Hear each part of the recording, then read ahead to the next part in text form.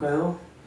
오늘 말씀 마태복음 16장 24절입니다. 마태복음 16장 24절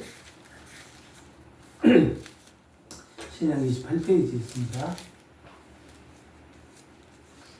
우리 함께 읽겠습니다. 이에 예수께서 제자들에게 이르시되 누구든지 나를 따라오려거든 자기를 부인하고 자기 십자가를 지고 나를 따를 것입니다. 아멘. 열심히 고백할까요? 예수스 에스티노 크리스토스.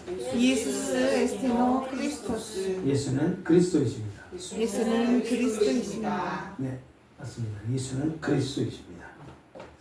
우리가 지난 시간에 고난받은 그리스도, 메시아의 길, 이것을 살펴보았는데, 예수님께서 어떤 길을 통해서 언약 백성들을 구원을 이루실 것인지에 대한 것을 제자들에게 가르치신단 말이에요. 베드로는 예수님을 그리스도라고 고백을 해요.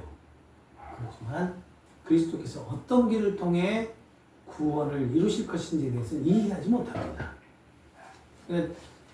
예수님께서 메시아라는 것을 인식하는 것 같아요. 그런데 그 메시아가 어떻게 구원을 이루게 될 것인지에 대해서는 깨닫지 못했다는 그런 의미가 되겠죠. 제자들의 메시아가 강한 권력과 영광으로 원수를 물리치고 이스라엘을, 다윗 왕조를 회복하실 것이다 라고 기대를 해요. 그렇지만 예수님은 자신이 예루살렘으로 올라가서 많은 고난을 받고 또 죽임을 당하고 3일 만에 부활하실 것을 다시 살아나셔야 한다라는 것을 말씀하시죠. 이것이 메시아가 걸어가야 할 길이다라고 가르치셨다라는 거예요. 예수님이 메시아로 걸어가실 구원의 길은 세상의 힘과 권력으로 세상을 정복하는 것이 아니었다라는 겁니다. 자신의 생명을 내어주고 또 죄인을 구원하시는 십자가와 부활의 길이었다라는 거예요. 이것을 통해서 예수님의 십자가는 하나님의 구원 계획을 이루시는 메시아의 사역이었다. 그리고 예수님께서 우리를 대신해서 고난받고 죽으심으로 우리의 죄를 담당하시고 다시 살아나심으로 죄와 죽음의 권세를 이기시고 영원한 생명의 길을 열어주실 것을 제자들에게 나타내시고 가르쳐주신 사역을 감당하셨다는 것을 우리가 살펴보았단 말이에요. 지금 예수님께서 이 말씀을 하시는 이 시점은 예수님께서 십자가를 지신 그 시점이 아니에요. 그 이전입니다. 예수님께서 지금 제자들에게 가르치시고 있는 그러한 내용들이에요. 그래서 지금 구원이 이루어진 건 아니에요. 그렇죠? 그래서 지금 시점이 어떤 시점인지도 우리가 생각을 하면서 이 말씀을 들으실 필요가 있다. 그런데 예수님께서는 자신이 걸어가야 하실 그 십자가의 길만을 말씀하시는 것 같지 않아요. 자신을 따르는 제자들에게도 자기를 부인하고 십자가를 지고 나를 따르라라고 말씀하시기 때문이에요. 이것은 예수님께서 먼저 십자가와 부활을 통해서 구원을 이루시고 그 은혜를 구원받은 백성들을 자신이 걸으신 그 십자가의 길을 따라 살아가는 제자의 삶으로, 제자로 부르시겠다라는 것이 아니겠느냐. 그렇다면 예수님께서 제자를 부르신 그 십자가의 길을 과연 무엇을 의미하는 것일까? 왜 예수님은 자신을 따르는 사람들에게 먼저 자신을 부인하라라고 말씀하셨을까? 그리고 자기 십자가를 지라는 것은 무엇을 의미하는 것일까?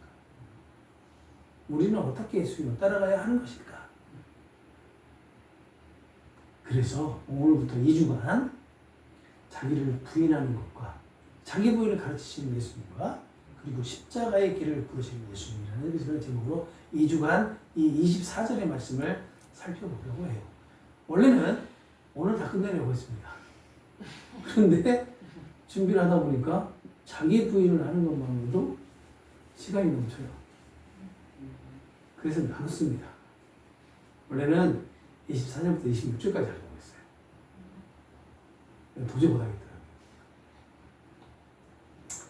그래서 이러한 제목으로 우리를 위해 먼저 십자가의 길을 가신 예수님께서 구원받은 우리를 어떤 삶으로 부르시는지, 그리고 예수님을 따르는 참된 제자의 삶이 무엇인지를 말씀을 통해 살펴보고 오늘 나누고자 해요. 자, 오늘 먼저 자기 부인을 가르치시는 예수님을 살펴볼 건데요. 24절 다시 보시게 되면 이렇게 말씀해요. 이에 예수께서 제자들에게 이르시되 누구든지 나를 따르려거든 자기를 부인하고 자기 십자가를 지고 나를 따를 것이다 라고 해서 한단 말이에요. 여기서 먼저 주목해야 될 표현이 뭐냐면 이해라는 표현이에요. 이걸 다른 표현으로 얘기하면 그때라고도 할 수가 있는데, 이 표현은 오늘 본문이 앞에서 일어난 사건과 배경이 이어지는 24절 예수님의 말씀과 연결되고 있다는 것을 보여줘요. 네, 예수님의 21절에 많은 고난을 받고 죽음을 당하고 3일에 다시 부활하실 것을 말씀하신단 말이에요. 그리고 이 말씀을 들은 베드로가 22절에 뭐라고 얘기하냐면 주여 그리 마옵소서 이 일 결코 죽게 미치지 않을 것입니다 라고 얘기를 해요. 그러니까 23절에 예수님께서 뭐라고 말씀하시죠? 사탄아 내게서 물러나라 하면서 이 베드로를 책망하신단 말이에요. 그리고 난 다음에 오늘 본문의 말씀으로 이어져요. 베드로는 예수님을 그리스도라고 고백을 하지만 자신이 생각하는 그리스도에게 십자가는 어울린다라고 생각했을까요? 아니었겠죠. 어울리지 않다고 생각했던 것 같아요. 왜 그랬을까? 베드로가 생각한 메시아의 길은 고난과 죽음의 길이 아니라 권력과 영광의 길이었기 때문이에요. 이런 베드로를 책망하신 후에 예수님께서 제자들에게 말씀하신 것이 누구든지 나를 따라오려면 자기 부인하고 자기 십자가를 지고 나를 따를 것이다 라고 말씀하신 거예요. 제자들은 예수님의 십자가를 이해하지 못하고 받아들이지 못했어요. 그런데 예수님은 오히려 제자들에게 나를 따르려면 너희도 너희 십자가를 져야 한다 라고 말씀하신 거예요. 이게 전체적인 문맥을 보면 너희들도 십자가를 지게 될 것이다 라고 말씀을 하고 있는 거예요. 여기서 제가 왜 미래형으로 해석을 할까? 지금 이 말씀하는 시점에서는 십자가를 지는 시점이 아니잖아요. 근데 나중에 어떻게 돼요? 십자가를 져야 안 져요? 지잖아요. 십자가를 진단 말이에요. 물론 이 십자가 그 십자가 아니라는 거 여러분 잘 아실 거예요. 다음 주에 설명하겠지만 십자가를 지게 돼 있어요. 십자가 지는 사람은 삽니다. 그리스도인을 살아가는 그 순간은 몰라요. 깨닫지 못합니다. 내가 십자가를 지고 있는지, 내가 자기 부인을 하고 있는지 깨닫지 못합니다. 그러나 어느 날 다시 돌아온 세월을 돌아봤을 때 내가 자기 부인을 했고 십자가를 지고 있었구나라는 걸 깨닫게 돼요. 다시 말하면 예수님은 자신의 십자가의 길을 걸어가실 것을 가르치신 데서 멈추지 않고 자신을 따르는 제자들의 삶 역시 십자가의 길과 분리될 수 없다라는 것을 나타내시고 가르치시고 있는 거예요. 그런데 제자들은 이것을 이해했겠냐는 거예요. 그렇죠. 이해하지 못했을 것이다. 여기서 우리가 또 기억해야 될 부분이 있는데 어떤 거냐면 제자들이나 오늘 살아가는 우리가 십자가를 지기 때문에 구원을 받았다라고 생각하면 안 되겠죠. 우리가 십자가를 지었기 때문에 구원을 받았다. 이건 잘못된 생각이겠죠? 우리가 자신을 부인하고 많은 희생을 하기 때문에 하나님의 백성이 되었다라는 것도 잘못된 거겠죠.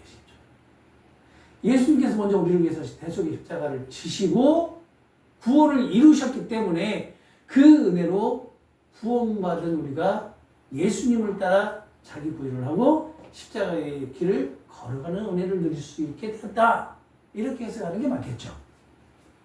그래서 예수님의 십자가는 구원의 근거이고 제자들과 우리가 지는 십자가는 구원받은 사람들에게 나타나는 제자의 삶이라고 할 수 있지 않겠냐는 겁니다. 예수님의 십자가는 우리의 죄를 대신 감당하신 대속의 십자가였습니다. 우리가 지는 십자가는 그 은혜를 받은 언약 백성들이 예수님을 따라 살아가면서 감당하는 순종의 십자가가 아니겠느냐라는 거예요. 저는 그렇게 이렇게 해석을 했습니다. 아니라고 생각하시는 분들은 손들어서 말씀하세요. 그렇다면 예수님을 따르는 제자의 삶은 어디에서 시작하겠냐라는 거예요. 오늘 본문에서 답이 있죠.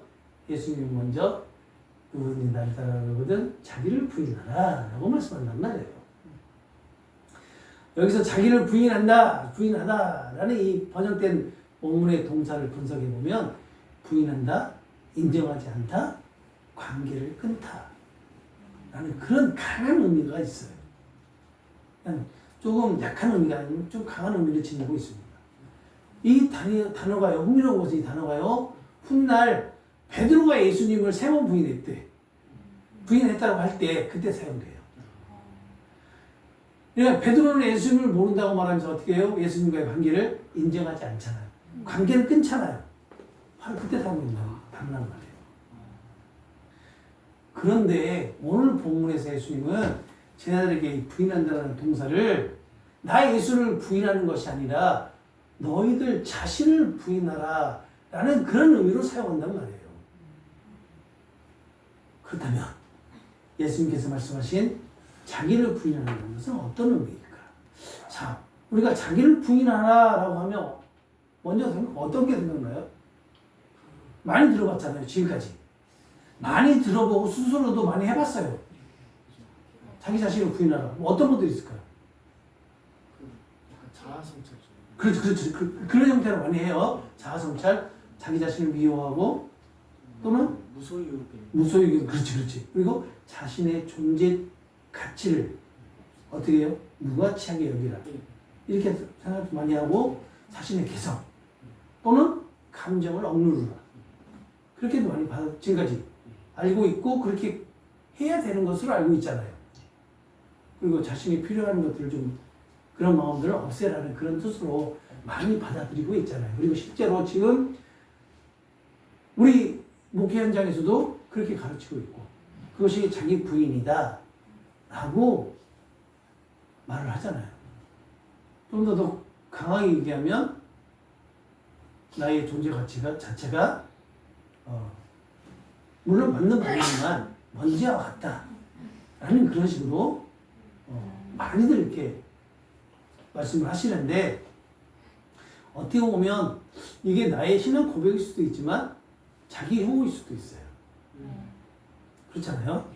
근데 자기 부인은 자기 혐오가 아닌 것 같아요. 예수님께서 말씀하신 자기 부인은 한마디로 얘기하는 거죠. 내가 내 삶의 주인이라는 생각을 내려놓으라는 겁니다. 다시 말하면 내 삶의 중심이 내가 내 삶의 중심이 되어서 내 생각과 뜻대로 살아가라는 것을 내려놓으라는 거예요. 예수님을 내 삶의 주인으로 인정하면서 따라오라는 겁니다. 그때 당시 이렇게 말씀을 하셨는데 이것이 제자들에게 이 말씀이 이해가 되고 이렇게 했을까요? 그러지 않았을 것 같아요. 죄로 인해 타락한 인간의 근본적인 문제 중에 하나가 뭐냐면요. 모든 것을 여러분들 잘 알죠? 모든 것을 뭐예요? 대답해 보세요. 모든 것을 자기 중심적으로 바라본다는 거예요. 모든 것을 자신의 삶의 중심에 올려놓는다는 겁니다. 모든 것이 내 삶의 주인이 내가 되어서 살아가려고 한다는 것이 죄로 인해서 타락한 인간의 근본적인 문제예요. 그런데 그런 근본적인 문제를 가지고 살아가는 제자들이 우리가 과연 내 삶의 중심이 예수님입니다. 나의 생각과 뜻과 모든 것을 내려놓고 예수님을 따라 살아가겠습니다라고 할 수 있겠냐라는 겁니다. 없어요.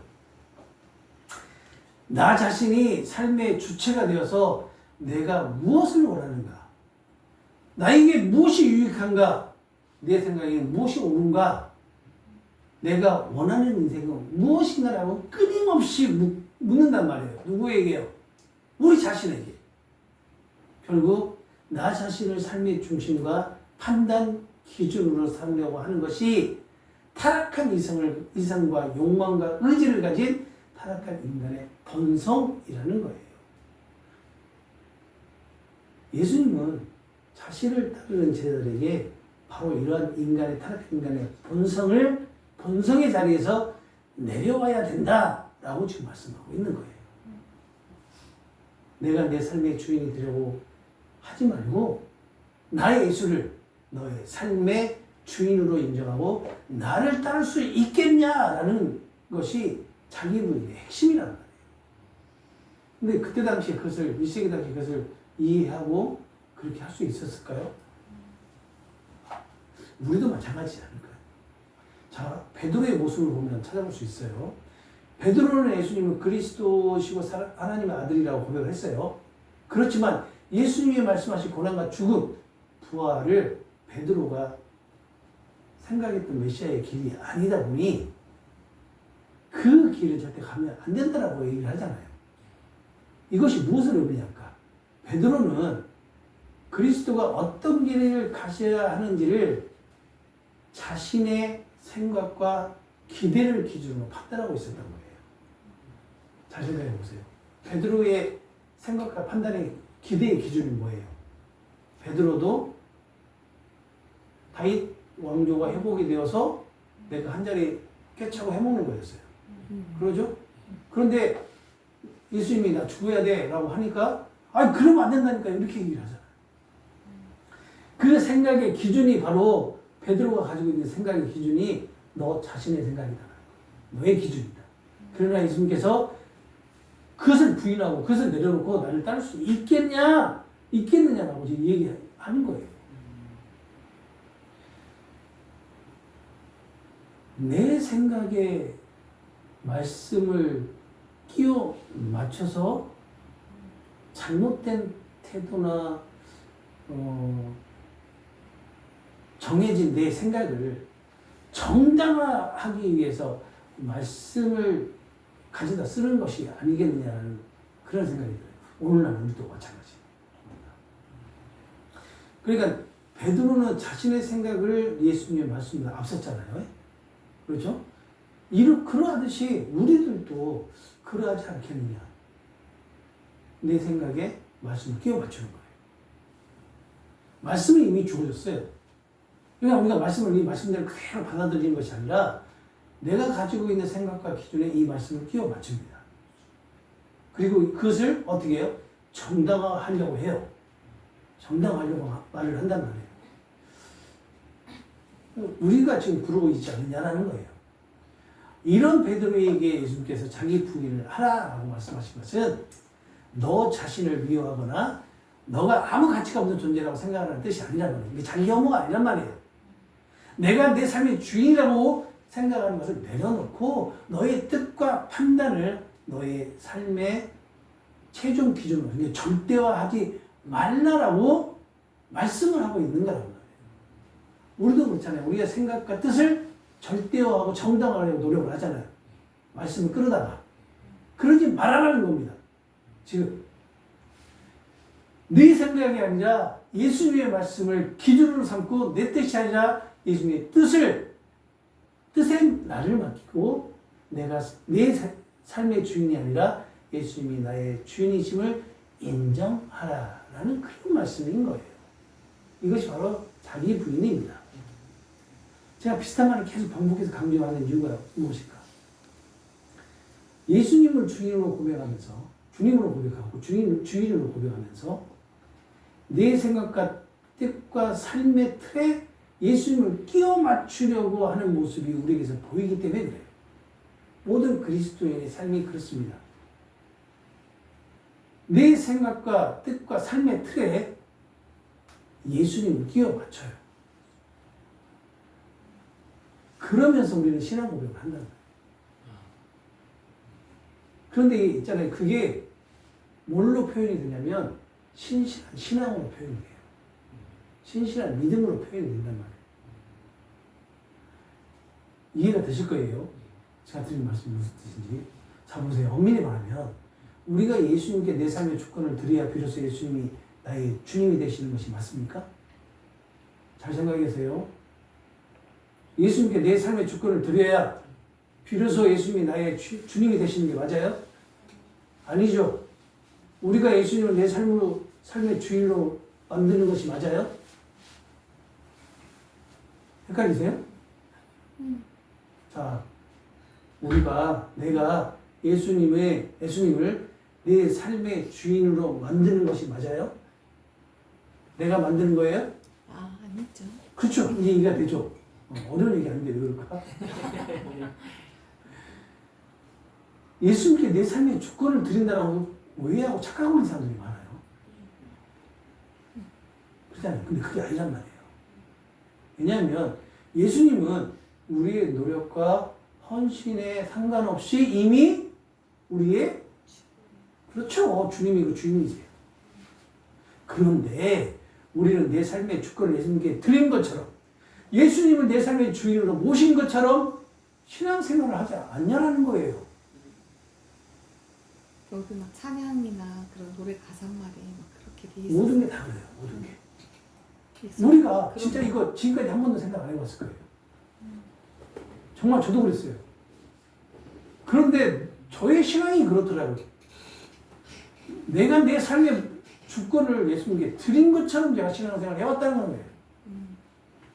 예수님을 내 삶의 주인으로 내가 모셔와서 내가 성경에서 살아가는 것처럼 신앙생활을 해왔다는 거예요. 제가 좀 솔직히 고백합니다. 저도 그랬더라니까요. 그렇다면 대부분의 그리스도인들이 다 그런 신앙생활을 해오지 않았을까? 왜 그랬을까?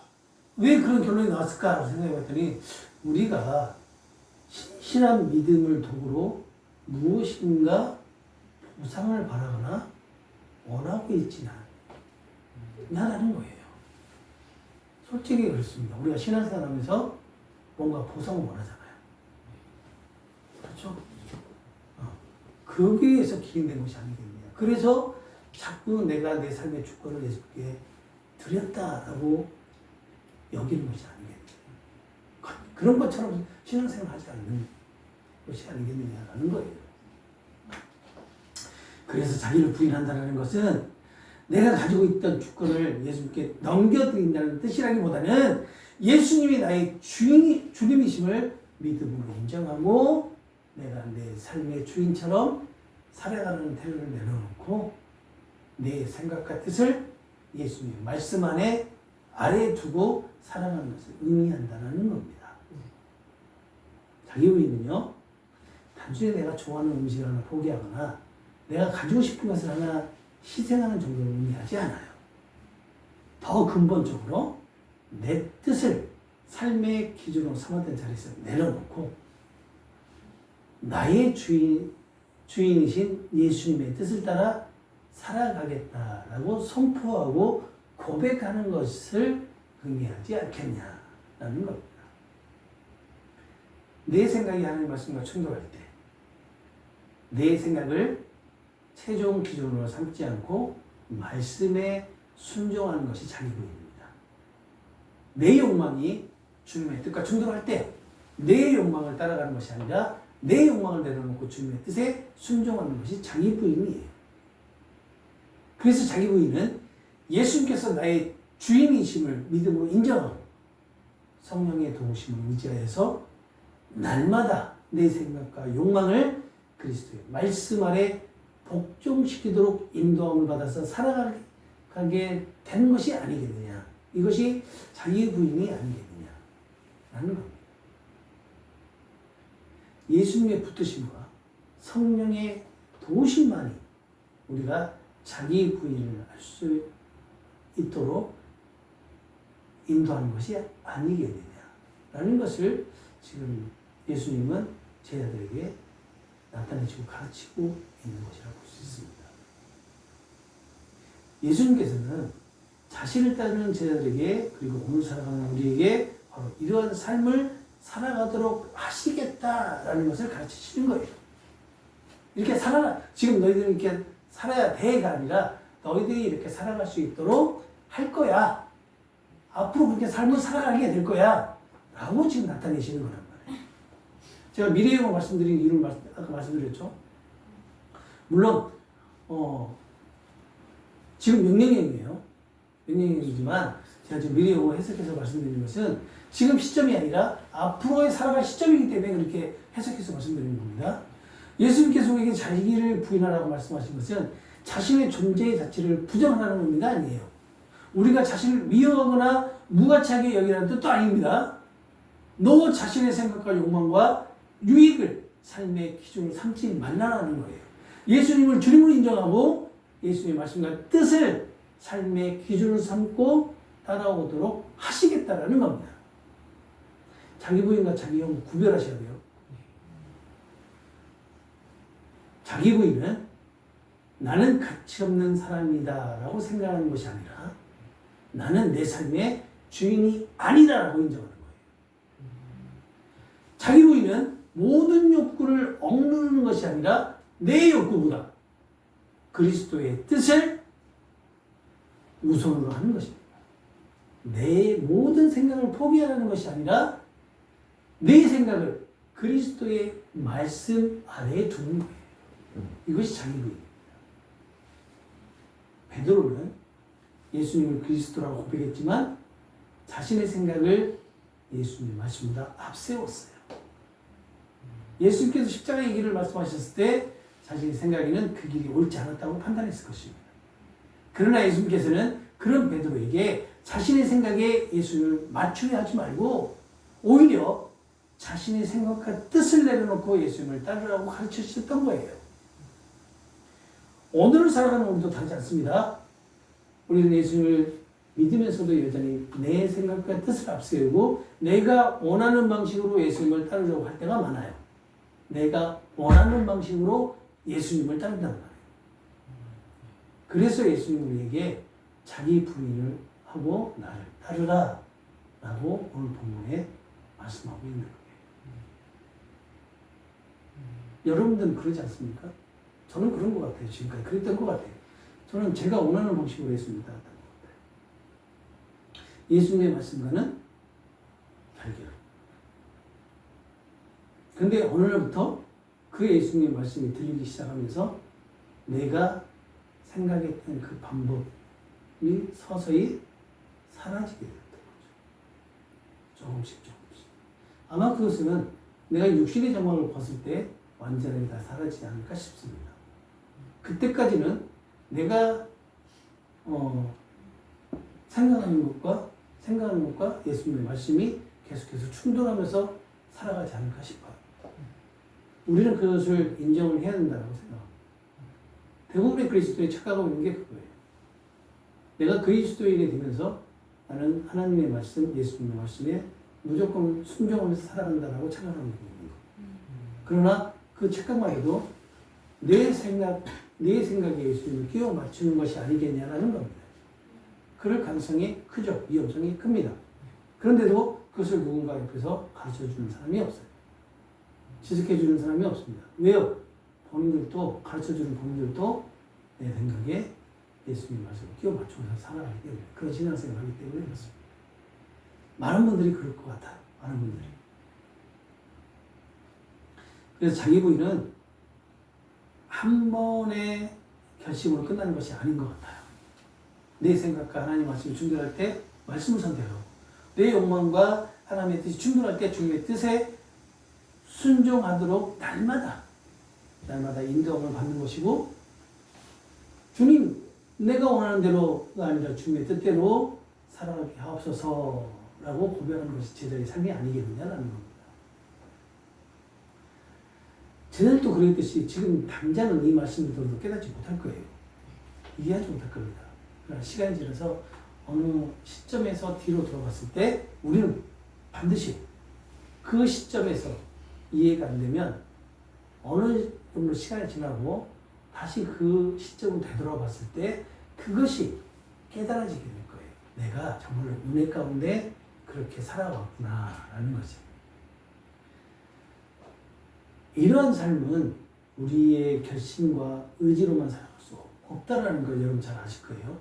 우리 안에는 여전히 자신을 삶의 중심에 세우려는 재성이 있기 때문에 그래요. 여전히 남아있기 때문에 그렇습니다.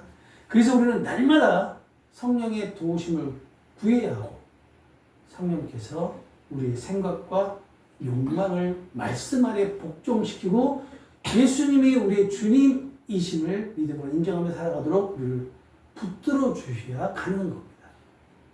무엇보다 우리가 기억해야 될 것은 우리가 자신을 부인했기 때문에 구원받은 것이 아니라는 사실이에요. 우리가 십자가를 잘 지고 많은 것을 희생했기 때문에 하나님의 백성이 된 것이 아니에요. 예수님께서 먼저 우리를 위해서 대속의 십자가를 지셨고 부활하심으로 우리를 구원에 이루셨고 우리는 그 은혜로 구원받았고 이제 그 은혜에 붙들려서 예수님을 따라 살아가고 있는 것이라는 것을 우리 꼭 기억해야 됩니다. 그래서 예수님께서 가르친 십자가의 길은 우리의 힘으로 힘들게 버티며 살아가는 길이 아니에요. 우리를 위해 먼저 십자가를 지신 예수님을 그 예수님의 은혜에 붙들려서 성령의 도우심을 의지하며 예수님을 따라가는 길이라는 것을 잊지 마시기 바랍니다. 나 자신을 부인하는 길은 내 뜻보다 주님의 뜻을 앞세우고 내 생각보다 주님의 말씀을 신뢰하면서 내가 내 삶의 주인처럼 살아가려는 자리에서 내려와서 예수님의 다스림을 기쁨으로 받아들이는 길이 내 자신을 부인하는 길이라는 것을 기억하시고 허락하신 한 주간에도 나의 생각에 예수님을 맞추려고 하지 말고 나의 생각과 뜻이 예수님의 말씀에 붙들려 살아가기를 바랍니다. 내가 원하는 것이 무엇이냐를 묻지 말고 주께서 원하신 것이 무엇입니까? 라고 묻고 그 말씀에 순종할 수 있도록 성령의 도우심을 구하시기 바랍니다. 우리를 위해 먼저 십자가의 길을 걸으시고 부활에 이루신 예수님을 바라보면서 날마다 자신을 부인하고 주님의 말씀에 순종하며 어떤 상황에서도 예수님을 끝까지 따라가는 참된 제자의 삶으로 인도함을 받아 살아가는 저와 여러분이 되시기를 주님의 이름으로 소망합니다. 이렇게 합심해서 기도할까요? 내 뜻과 생각을 내려놓고 성령의 동심으로 주님의 말씀에 순종하며 날마다 자신을 부인하고 예수님을 따르는 참된 제자의 삶을 살아가게 해주시라고 시간 함께 기도하도록 하겠습니다.